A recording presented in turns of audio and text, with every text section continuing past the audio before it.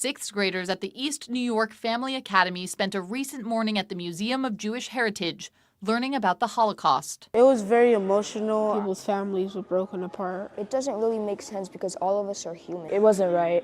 Their teacher, Erica Hockenberry, says Holocaust education helps her public school students develop empathy and compassion. Unfortunately, history is always repeating itself. We hope that, we learn from it so that we don't become part of it. Holocaust education is mandatory in the state of New York, but there is no set curriculum. Rabbi Jennifer Goldsmith, the Vice President of Education and Visitor Services at the Museum of Jewish Heritage, says in 2025, 31,000 kids came to tour the museum. We help build critical thinking skills because we talk about really hard moments in history. We talk about the use of propaganda. We talk about anti-Semitism. It enables our students to think critically about, again, their community and the world and what they want it to be. An important part of the tour, understanding how hate manifests, with the aim of preventing it from spreading. There's been a challenge with anti-Semitism historically for generations. And so I think it helps the students kind of root that hate and discrimination in a historical context, which I think is really important because understanding its history,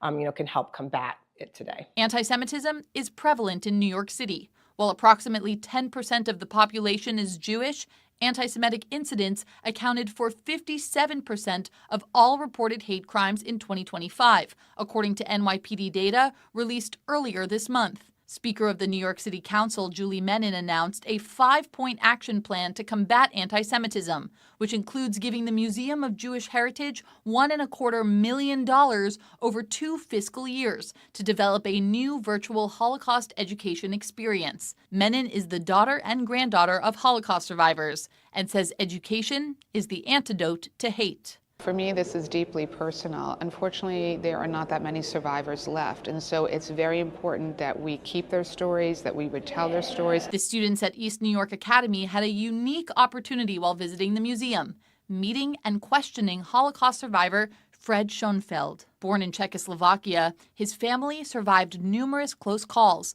at one point hiding in a warehouse and then ultimately finding refuge in the Tatra Mountains before being liberated in February of 1945. I want this generation to know what happened, and they should be witnesses to this and try to see that never happens again. He knows the number of Holocaust survivors is dwindling.